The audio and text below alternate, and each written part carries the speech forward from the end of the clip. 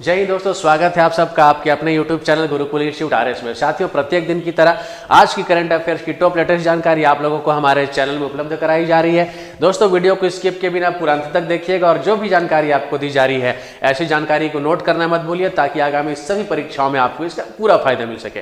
तो चलिए दोस्तों, देर न करते हैं और शुरू करते हैं। आज की पहली जानकारी कौन सी है हमारे पास। दोस्तों, आज की सबसे पहली जानकारी है वडनगर में विश्व स्तरीय पुरातत्व अनुभवात्मक संग्रहालय को लेकर। दोस्तों, गुजरात के वडनगर में एक विश्व स्तरीय पुरातत्व अनुभवात्मक संग्रहालय का उद्घाटन किया गया। अब दोस्तों, इसका उद्घाटन किसके द्वारा किया गया? तो इसका उद्घाटन केंद्रीय गृह एवं सहकारिता मंत्री श्री अमित शाह के द्वारा, जी हाँ, श्री अमित शाह के द्वारा इसका उद्घाटन दोस्तों किया गया है।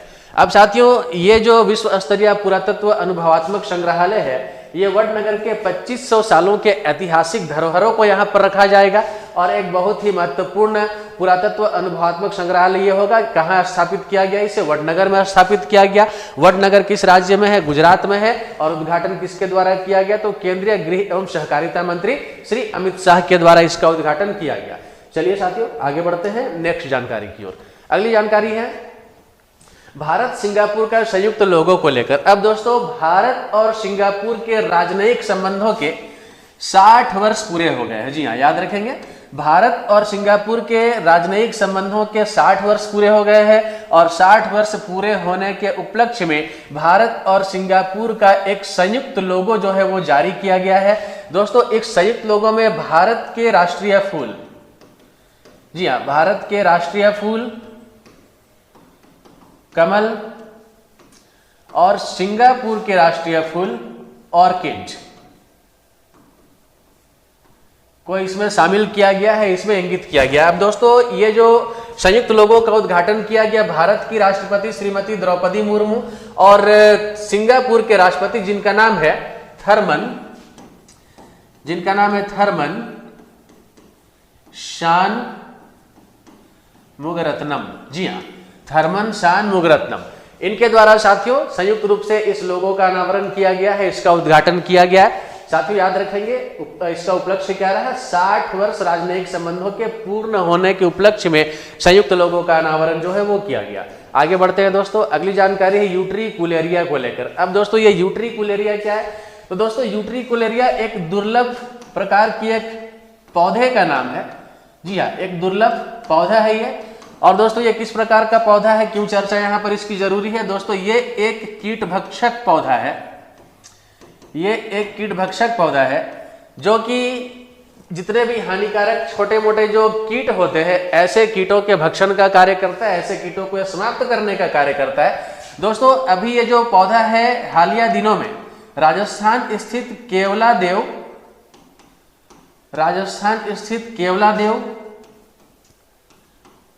वन्य जीव अभयारण्य में,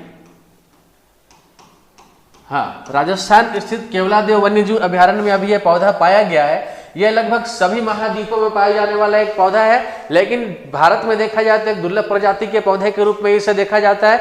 और दोस्तों, अंटार्कटिका को अगर छोड़ दे तो वहां छोड़ करके बाकी सारे महाद्वीपों में साथियों पाया जाता है। दोस्तों, आगे बढ़ते हैं, अगली जानकारी है ओडिशा सरकार ने आपातकालीन बंदियों के लिए 20,000 पेंशन की घोषणा की। साथियों, आप सबको पता होगा 1975 ईस्वी में आपातकाल लागू किया गया था और आपातकाल के दौरान जितने भी लोग बंदी बनाए गए थे, ठीक है, ऐसे लोगों को आपातकालीन बंदी यहाँ पर कहा जा रहा है। जितने भी लोग उस वक्त मीसा एक्ट उस वक्त हुआ करता था। मीसा क्या होता है दोस्तों?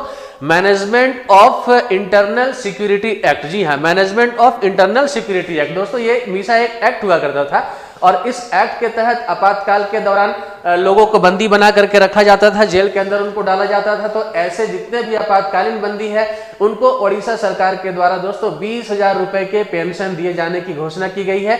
ये पेंशन वैसे लोगों को दी जानी है जो इस वक्त अभी जीवित है और उस वक्त यानी आपातकाल के दौर में उन्हें बंदी बनाया गया था। दोस्तों, अब ओडिशा के मुख्यमंत्री का क्या नाम है? तो साथियों, ओडिशा के मुख्यमंत्री का नाम है श्री मोहन चरण मांझी। श्री मोहन चरण माझी। जी हाँ, ये ओडिशा के कौन है? तो ये ओडिशा के चीफ मिनिस्टर है दोस्तों, ओडिशा के ये मुख्यमंत्री है। अब दोस्तों 20,000 रुपए की राशि आप जरूर याद रखेंगे, ओडिशा सरकार के द्वारा इस बात की घोषणा की गई है और ओडिशा के मुख्यमंत्री का नाम क्या है? श्री मोहन चरण मांझी। चलिए आगे बढ़ते हैं दोस्तों। अगली जानकारी है भारत स्टार्टअप ग्रैंड चैलेंज को लेकर। साथियों अब ये क्या है तो मैं आपको बता दूं, भारत स्टार्टअप ग्रैंड चैलेंज। दोस्तों इसके बारे में मैं आपको जानकारी दूंगा। भारत सरकार के केंद्रीय वाणिज्य और उद्योग मंत्री पीयूष गोयल, जी हां, भारत सरकार के केंद्रीय वाणिज्य एवं उद्योग मंत्री पीयूष गोयल ने स्टार्टअप इंडिया के 9वें स्थापना दिवस के अवसर पर, स्टार्टअप इंडिया के 9वें स्थापना दिवस के अवसर पर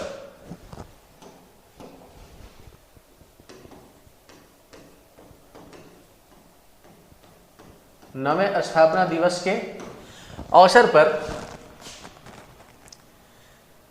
इंप्रूव, यहां पर नाम थोड़ा बड़ा है दोस्तों, मुझे देखना पड़ रहा है, improve fact book,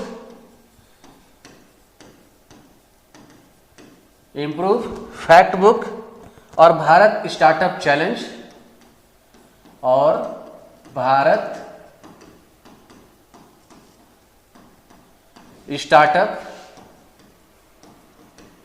challenge launch किया, चैलेंज लॉन्च किया। अब दोस्तों ये इंप्रूव फैक्ट बुक क्या है? तो ये एक डिजिटल प्लेटफॉर्म है। जी हां, यह एक डिजिटल प्लेटफॉर्म है जिसका उद्देश्य भारतीय स्टार्टअप के, जिसका उद्देश्य भारतीय स्टार्टअप के सामाजिक और आर्थिक प्रभाव को प्रदर्शित करना है। सामाजिक और आर्थिक प्रभाव को प्रदर्शित करना है। साथियों अब मैं पूरे स्लाइड की जानकारी आपको एक बार दे देता हूं, अच्छे तरीके से आप इसे देखेंगे। दोस्तों भारत स्टार्टअप ग्रैंड चैलेंज को लेकर यह स्लाइड है।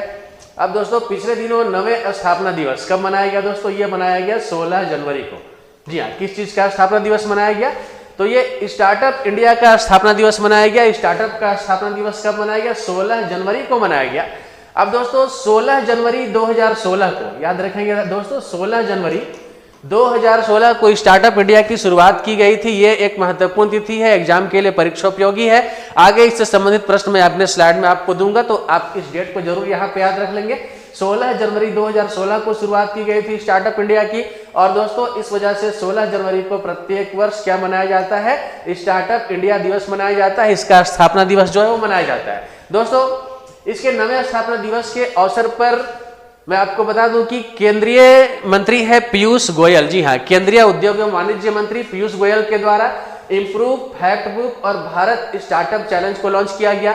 और अब इंप्रूव फैक्ट बुक क्या है? तो इंप्रूव फैक्ट बुक जो है ये एक डिजिटल प्लेटफॉर्म है जिसका उद्देश्य भारतीय स्टार्टअप के सामाजिक और आर्थिक प्रभावों पर प्रकाश डालना है, उसे प्रदर्शित करना है। तो चलिए साथियों आगे बढ़ते हैं। अगली जानकारी है कैबिनेट ने इसरो के नई पीढ़ी के रॉकेटों के लिए तीसरे लॉन्च पैड को मंजूरी दी। अब दोस्तों केंद्रीय मंत्रिमंडल, याद रखेंगे, केंद्रीय कैबिनेट, केंद्रीय मंत्रिमंडल के द्वारा, केंद्रीय मंत्रिमंडल के द्वारा इसरो के नई पीढ़ी के रॉकेटों के लिए तीसरे लॉन्च पैड के निर्माण की अनुमति मिल गई है, मंजूरी प्रदान कर दी गई है। दोस्तों अब ये लॉन्च पैड कहां बनाया जाएगा? तो ये लॉन्च पैड दोस्तों बनाया जाएगा सतीश धवन, यह लॉन्च पैड बनाया जाएगा सतीश धवन अंतरिक्ष केंद्र या स्पेस सेंटर। यह कहां है दोस्तों? तो यह है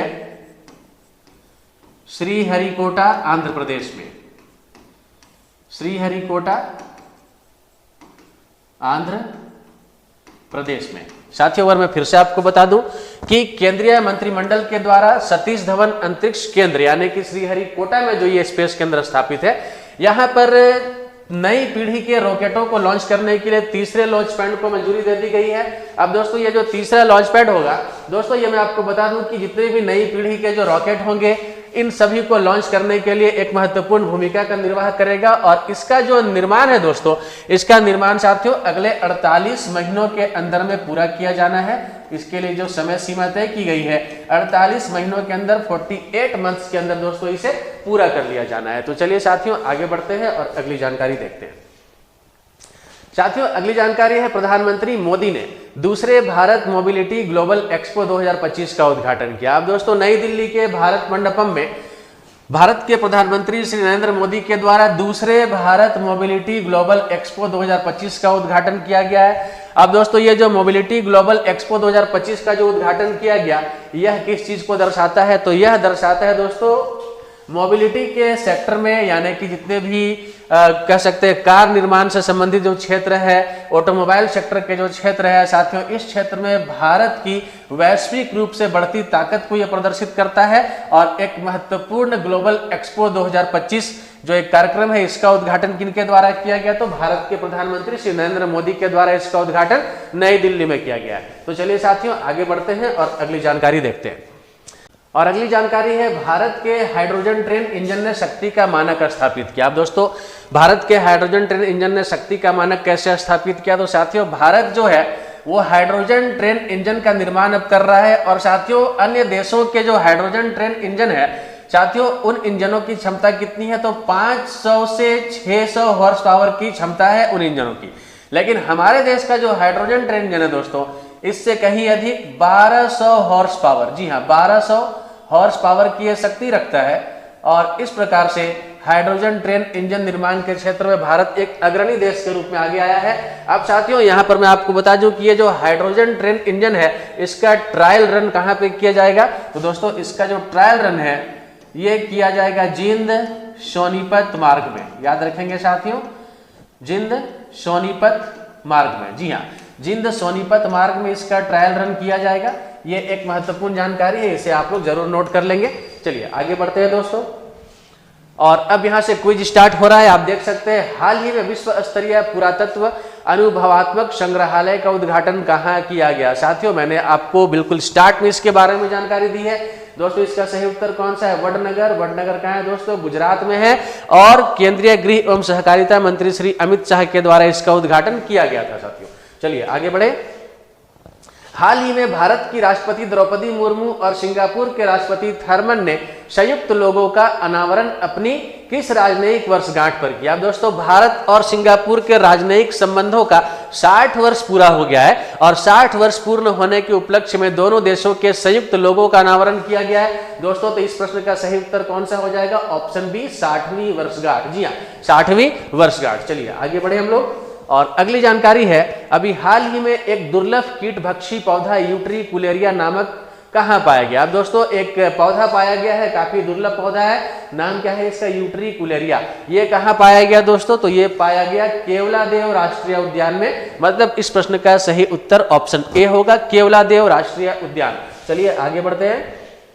अगली जानकारी है साथियों, अभी हाल ही में किस राज्य सरकार ने आपातकाल के समय जेल गए बंदियों के लिए पेंशन की घोषणा की है?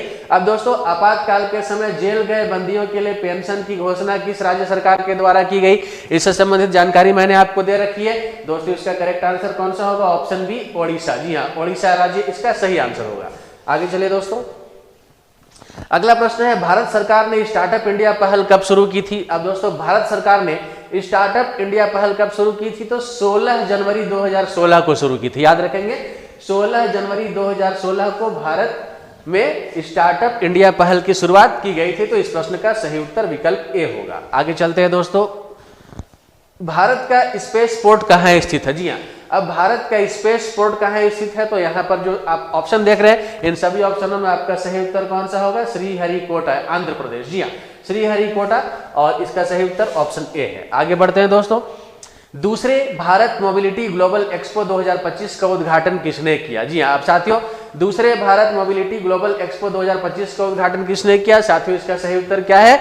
नरेंद्र मोदी, यानी ऑप्शन ए आपका करेक्ट आंसर होगा। प्रधानमंत्री नरेंद्र मोदी के द्वारा इसका उद्घाटन किया गया। अगला प्रश्न है, अभी हाल ही में हाइड्रोजन चालित ट्रेन का पहला परीक्षण किस मार्ग पर किया जाना प्रस्तावित है? अब दोस्तों मैंने आपको बताया हाइड्रोजन चालित ट्रेन का पहला परीक्षण किस मार्ग पर किया जाएगा और इसका सही उत्तर कौन सा है? ऑप्शन ए जिंद सोनीपत मार्ग। याद रखेंगे दोस्तों, जिंद सोनीपत मार्ग इस प्रश्न का सही उत्तर है, ऑप्शन ए जिंद सोनीपत मार्ग। दोस्तों अगला स्लाइड आप लोगों के लिए आज का प्रश्न के रूप में, और आज का प्रश्न क्या है साथियों? आज का प्रश्न है, किस भारतीय कंपनी ने फायरफ्लाई नामक भारत का पहला निजी हाई स्पेक्ट्रल इमेजिंग उपग्रह तारामंडल प्रक्षेपित किया है? अब दोस्तों इसका चार ऑप्शन आपको दिखाई दे रहे होंगे। पहला ऑप्शन है ए पिक्सल वैद्युत, option B Reliance Industries, option C Tata समूह एंड ऑप्शन डी इंफोसिस। साथियों क्या लगता है इस प्रश्न का सही उत्तर कौन सा है? जल्द से जल्द अपने जवाब कमेंट बॉक्स में दे जाइए। दोस्तों आप सभी अपनी तैयारी बहुत ही मनोयोग पूर्वक कर रहे हैं। साथियों ऐसे ही तरीके से तैयारी को और भी धारदार गति से आगे बढ़ाते रहिए। हमारे चैनल के माध्यम से समय समय पर आप लोगों को करंट अफेयर्स के अतिरिक्त बहुत सारे ऐसे परीक्षा उपयोगी चीजें उपलब्ध कराई जा रही है। दोस्तों चैनल से जुड़े रहिए, इसका एक बहुत बड़ा लाभ आने वाले दिनों में आपकी परीक्षाओं पर आपको मिलेगा। दोस्तों आप सभी को आप लोगों के उज्जवल भविष्य की शुभकामनाओं के साथ मेरी ओर से, मेरी पूरी टीम की ओर से बहुत सारी शुभकामनाएं। जय हिंद, जय भारत दोस्तों।